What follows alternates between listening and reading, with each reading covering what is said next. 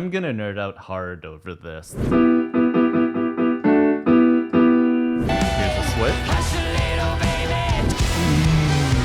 Again. Okay, I have a confession. Hey guys, philzeroyt here. Weekly merch giveaway winner, congrats! So, enter Sandman. When I heard the Teatro Metropolitan one, I was mind blown. If anyone watched that full concert run through I did a while back, I was just completely caught off guard. And I definitely did not tear up because of how good it was.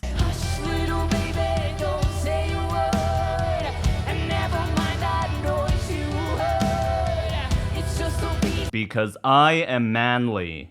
Filberto, por favor. And I know, I was already expecting the comments that were like, how have you not checked this out yet? This cover is like the Warning's calling card. This was, I think, by far the highest requested song since the very first Warning video I ever posted. And okay, I have a confession. Now, you know what? I'm gonna do the annoying YouTuber thing, the stick around to the end of the video to find out. Only because I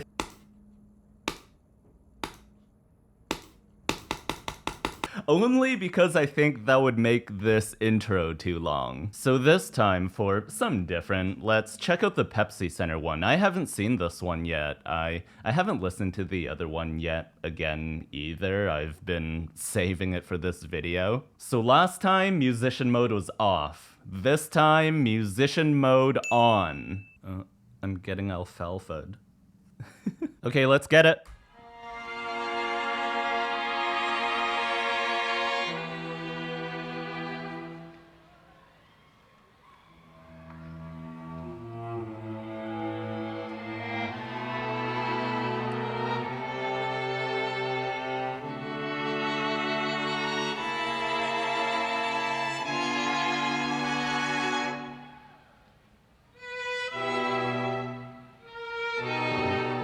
String section this time. That's cool. Some of you guys told me about this.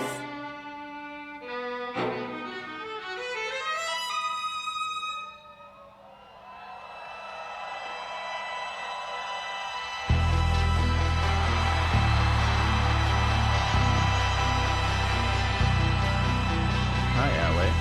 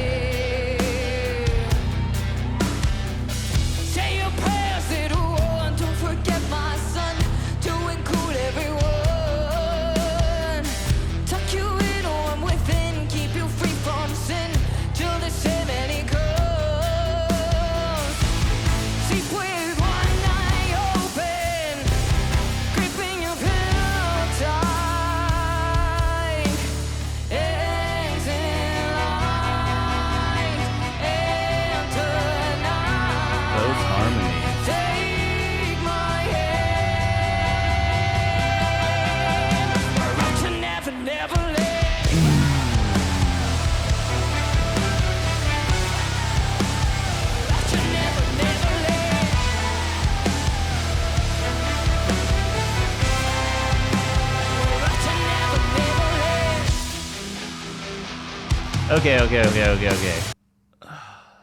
What to talk about first? Okay, so there's gonna be a lot to talk about here. Should I go back to my old nerding out format? I think the song calls for it. To anyone who hated my old style of breakdowns, too bad, we're going back.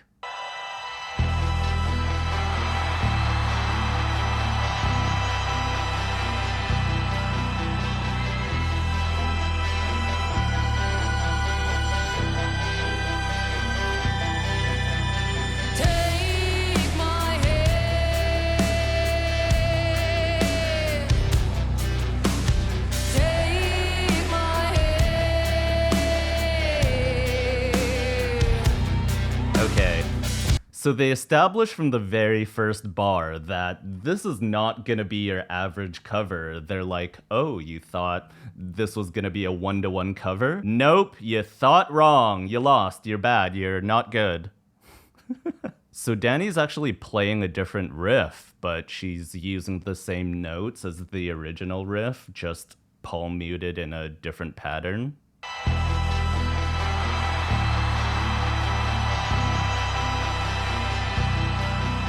It's the same notes. So the original riff. And then Danny's version.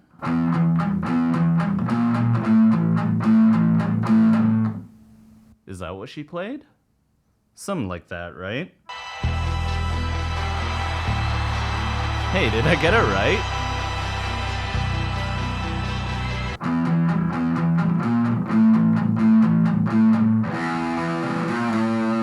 So yeah, it's the same notes as the original, just palm muted in a different pattern. Oh, in case anyone didn't know, palm muting, palm sits on the strings and you get this muted sound. And if you already knew, cool, but not everyone knows these things, and we're all just hanging out and chatting and chilling. Actually, it's getting kind of hot. And this modified riff is clever because it kind of sets the tone for the whole cover, right? Like, it's kind of a tease of what's to come. It's kind of like the composition's going, you know what I'm doing, but I'm not doing the exact thing that you're thinking. We all know the original, so we already know the gist of what the cover's trying to present, right? But it's how they take us there that creates this mystery and intrigue and just keeps us hooked. And Danny's intro vocals were doing the same thing as well, right? Take my hand.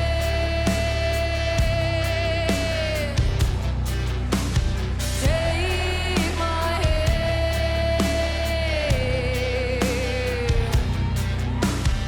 She's just teasing us with that line. It's kind of like she's leaving a trail of breadcrumbs. Take my hand. Take my hand.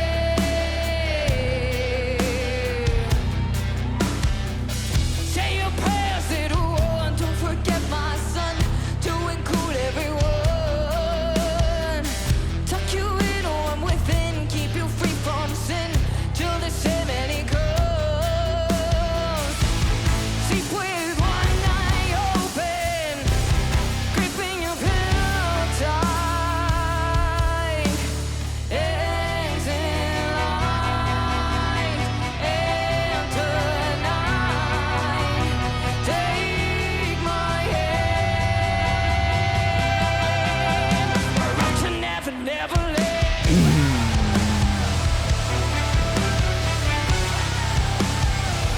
Okay, I gotta talk about that part.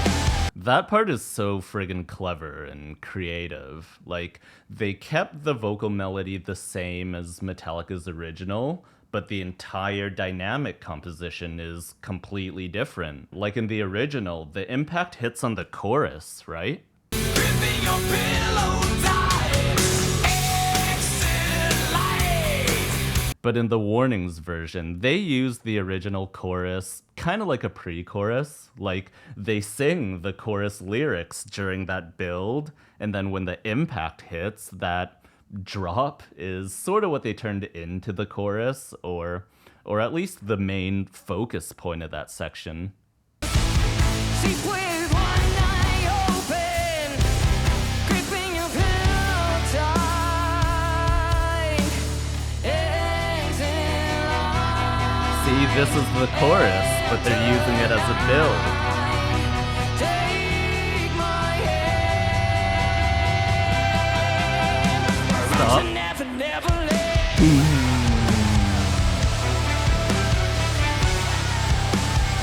Never, never let. Yeah, that part is like EDM or dubstep type structure where the focus point is the drop, which can be considered their chorus, I guess. Insanity, why are you my parody? And did you notice what Danny was playing for the chorus or drop? I'm gonna call it the drop. It's less confusing. Take my hand. We're up to never, never let.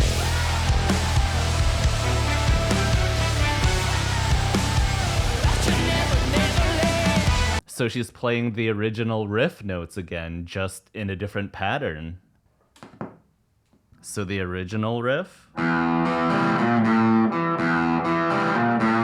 And then Danny's intro riff.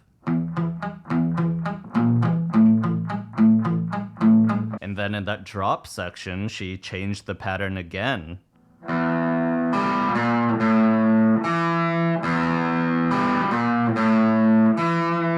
It's kind of like they're just using the original riff more as a motif for the entire arrangement. Like, they haven't even played the original riff once so far.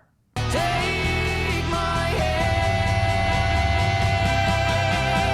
We're up to never, never let.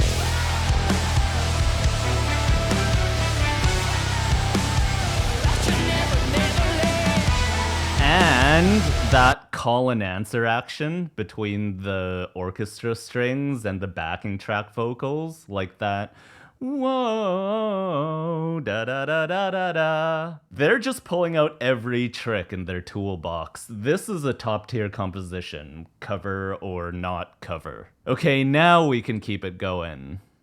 If I don't catch anything else. Dancing light and tonight. Take my hand. We're up to never, never let.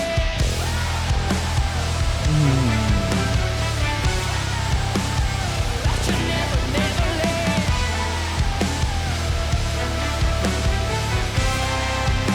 We're up to never, never let. Something's wrong, shut the lights. Heavy thoughts tonight, and they honest know why. Those harmonies. Chase the walls, chase the lies, chase some dragon's fire, and the things I will buy. Yeah. Sleep with one eye open, gripping your pillow tight. Dancing light and tonight. Take my hand. We're up to never, never end.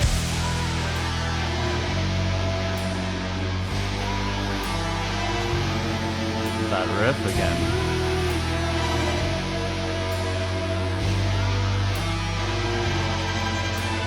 Now I lay me down to sleep. Pray the Lord my soul to keep. Tell him, Danny. If I die before I wake, pray the Lord my soul to take.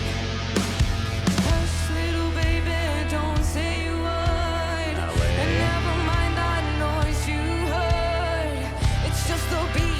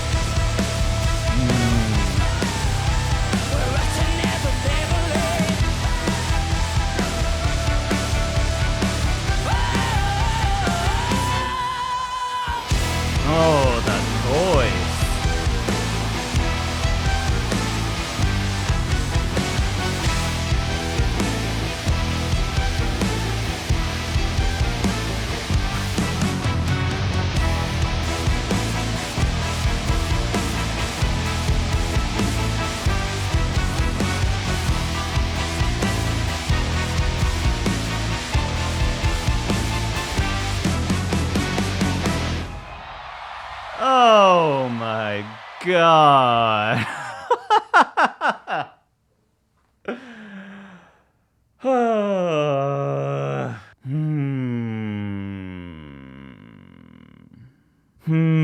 Where do I start?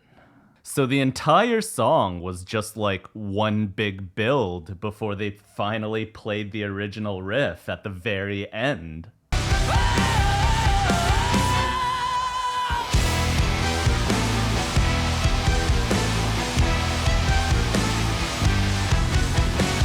This is just like, you know when you hear that perfect song that just resonates with you in all the right ways? Like, I'm a vocal nerd and I'm a composition nerd, and I like movement in songs, and I like catchy melodies and dynamic shifts, and this is just hitting all the right spots.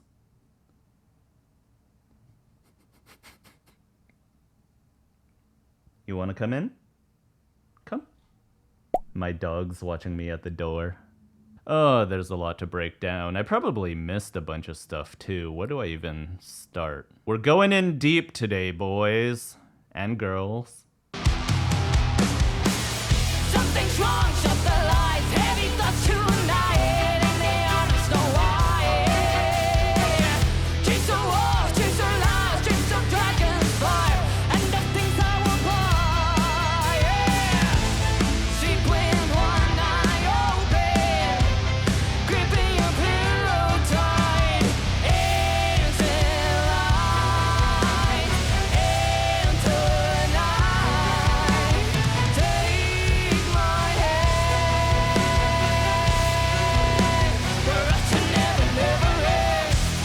So the second time around, they actually use the chorus as a chorus here instead of like a pre-chorus the first time through. There's no drop this time. And I want to talk about the harmonies. Those, I think, are the star of the song. I'm gonna nerd out hard over this. This is some top-level harmony arranging. Gripping your pillow tight, eggs in line, and tonight, take my hand, we're up to never, never let.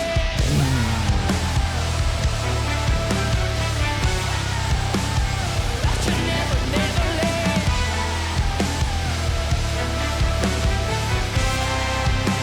We're up to never, never let. Something's wrong, shut the lights, heavy thoughts tonight, and they honest know why.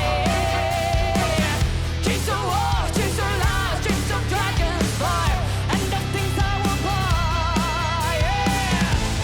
Sequin, one eye open, gripping your pillow tight, into light, into night. Take my hand, for us to never, never end. Okay, so this is a lot more esoteric choir nerd than it seems. They're playing with soft and hard harmonies, and in case anyone doesn't know, hard and soft harmonies are exactly how it sounds, but the effect that they each give off is completely different. When you sing a soft harmony, it sounds really meshy. Like, the harmony gives off this kind of warm and velvety texture. Eggs in line, and tonight. And then hard harmonies are when both voices are just full sending it for that thick and full sound. Something's wrong, shut the lights, heavy thoughts tonight, and they honest know why. There's also the harmony interval factor, so a minor third harmony sung soft versus hard will completely change the overall effect of the harmony. It's not just the note. Sleep with one eye open, gripping your pillow tight, eggs in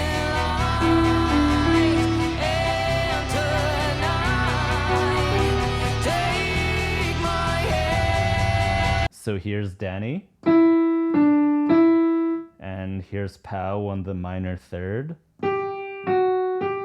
And together.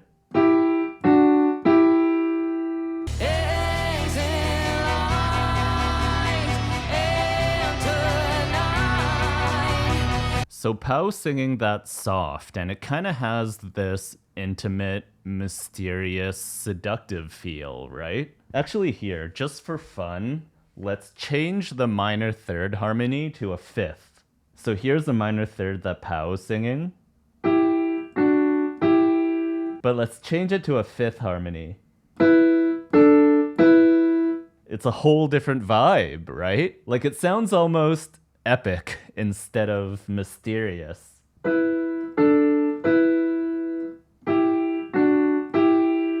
So these are all very particular harmony choices that they made to fit that section of the song. Like, they didn't just pick a random harmony and be like, oh, we'll go with that one, it's fine. But they thought about soft harmonies and hard harmonies and the intervals, and these are all deliberate choices. And here, I think I can prove it actually. Gripping your pillow tight, eggs in line. So here's the soft. And tonight, take my hand. We're up to never, never let.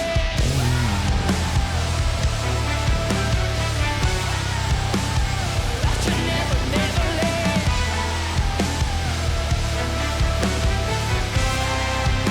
We're up to never, never let. Here comes the hard harmony. Something's wrong, shut the lights, heavy thoughts tonight, and they honest know why. Chase the wolf, chase the lies, chase the dragon's fire, and the things I will buy. Sleep with one eye open, gripping your pillow tight. Aims in light, and tonight, take my hand. Still hard harmonies. We're up to never, never end.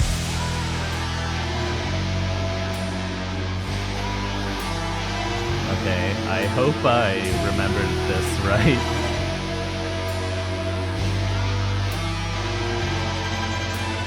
Now I lay me down to sleep. Pray the Lord my soul to keep. If I die before I wake, pray the Lord my soul to take. Hush, little baby, don't say a word, and never mind that noise you heard. It's just the beast under your bed, in your closet, in your head. Hush, little baby, don't say a word, and never mind that noise you heard.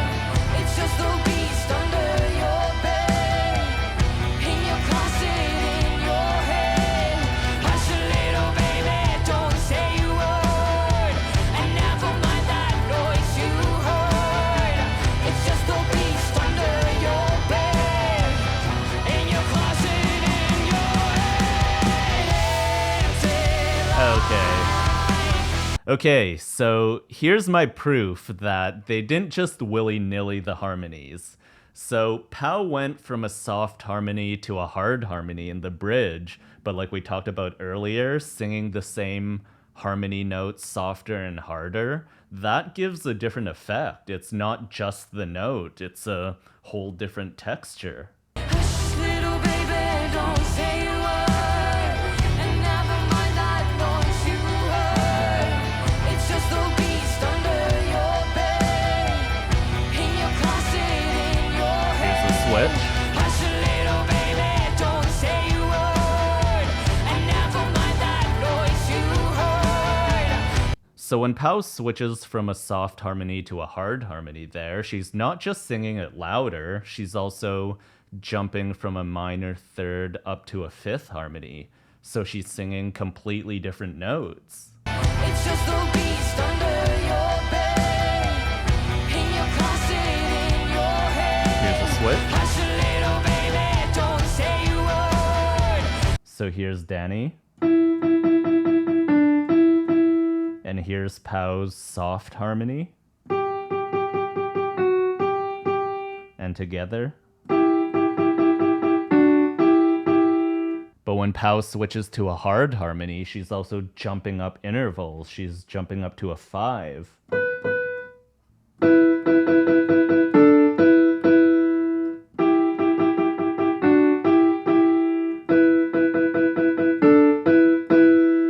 Oh, I wish I can hear what Ale's singing. This is actually a 3-part harmony, but I can't hear Ale's part that well.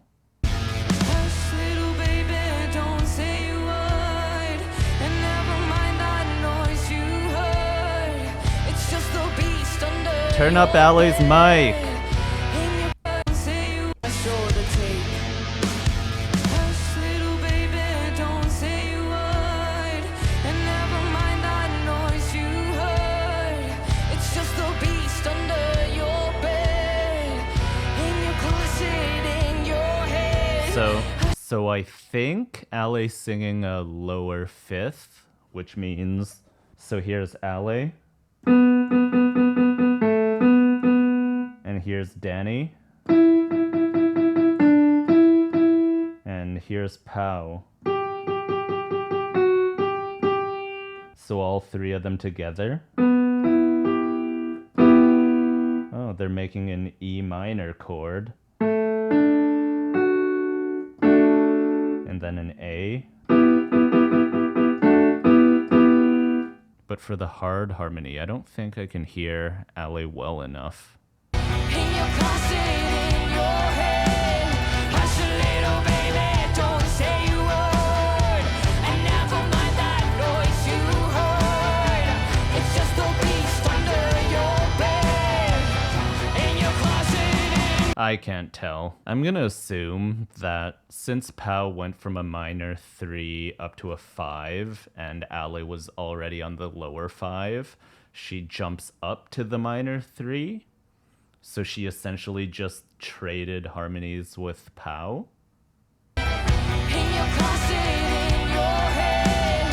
Hush, little baby, don't say a word, and never mind that noise you heard. Yeah, I don't know. She might have just stayed on the lower 5th, and then Pow went up to the higher 5, and they just made a 5th chord. Whatever. Oh, I tried. They need to turn up Ale's mic. Oh, before I take my headphones off, I need to listen to one more thing.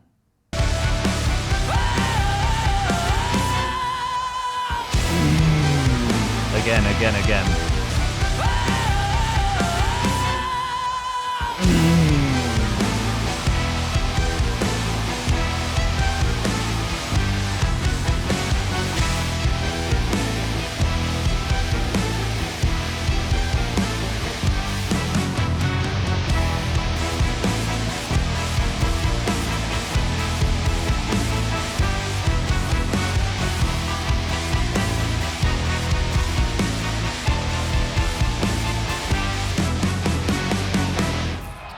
Oh, yes, sir. Si, senor. Did they arrange this entire composition themselves? I know it's featuring Alessia Cara, fellow Canadian.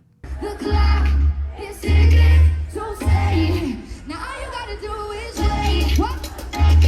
I haven't even heard the studio version yet, and I almost don't even want to call this a cover.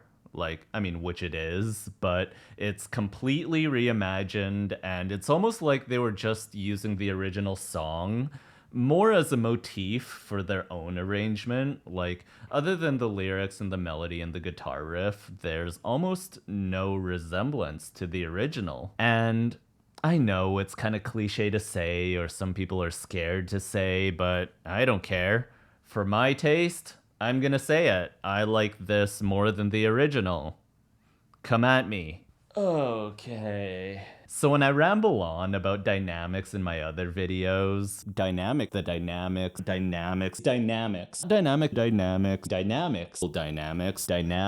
this cover is a prime example. Like, you can feel all the energy shifts in the comp, right? Like, the crescendos and the different harmonies and the nods to the original, all the elements in this comp are just top notch. And something that I don't think is talked about enough, I talked a bit about this in the Error video, but it's one thing to be able to sing well, which they can all do, but there's also the more nuanced part of vocals that even a lot of professional musicians don't think about. Like, not only being individually good singers, but knowing how and when to blend their voices in a certain way.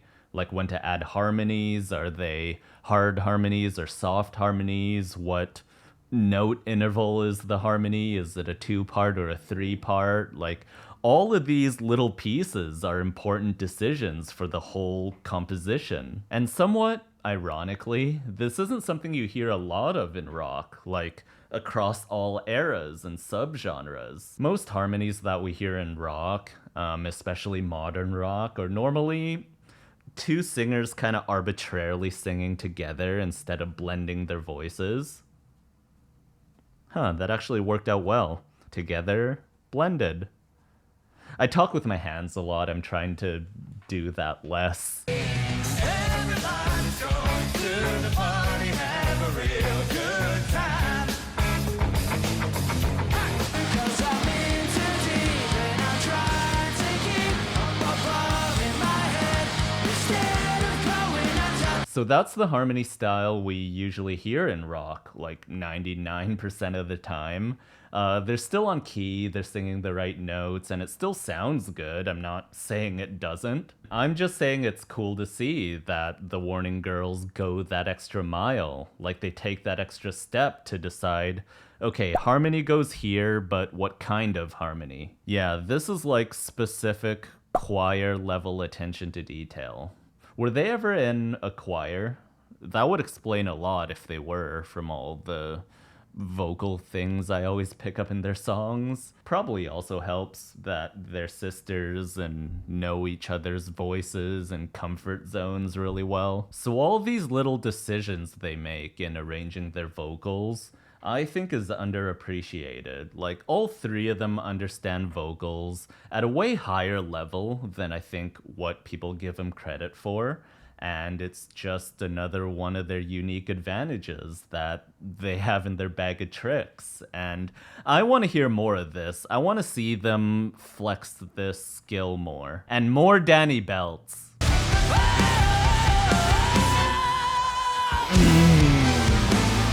So, we made it. Finally.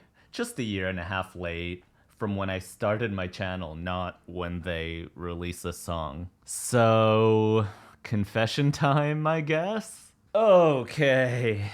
So I do see all or most of the comments that are posted. I can't always get through all of them all the time, but I always knew that this was always the highest requested song since day one.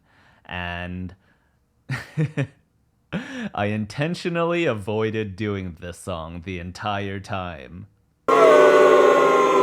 I'm sorry, but I'll tell you why. So when I first started getting requests for this song, I was still very new to The Warning, and I didn't know anything about them. I had no idea what their capabilities were. What was her name? Pow? This is Pow, right? And I've always been a bit apprehensive about covers in general, because most of the time, they don't really do anything for me. Like, yeah, they're fun and everyone knows the song and everyone's singing along when they play it live, but it's very easy for a cover to go into like karaoke or cover band territory, especially if it's a one-to-one cover. Like, if a band played a cover bang on perfectly, really the only difference is the singer's genetic voice, right? And I don't mean that in like a gatekeepy elitist way. Covers have a place, but I was just very new to the Warning and I was just getting into their music, so I wanted to learn more about them before I jumped into a cover. And I also didn't know if it was gonna be like a one-to-one exact cover, so I was always very nervous about this one, and I was worried that the cover would be mid. Which this cover is definitely not. It's probably the best cover I've ever heard out of any song in my entire life. So, yes, I'm super dumb for not giving it a chance from the start. But I was thinking about this. If I had done this song earlier, and for whatever reason I didn't like it, would I have continued going down the rabbit hole the way I did? I don't know. Maybe I wouldn't have done the 20-something Warning songs I did in a row, or maybe I wouldn't have met them twice, or all of you guys. Maybe none of this would exist, and my most listened to bands would still be Blink or Architects. I don't know. Maybe everything happens a certain way for a reason. But let's be real, I would have liked it. That's just my excuse to make myself feel better for not doing this sooner. So if you like this kind of video, please consider subscribing, and as always, thanks for watching, and we'll see you in the next video!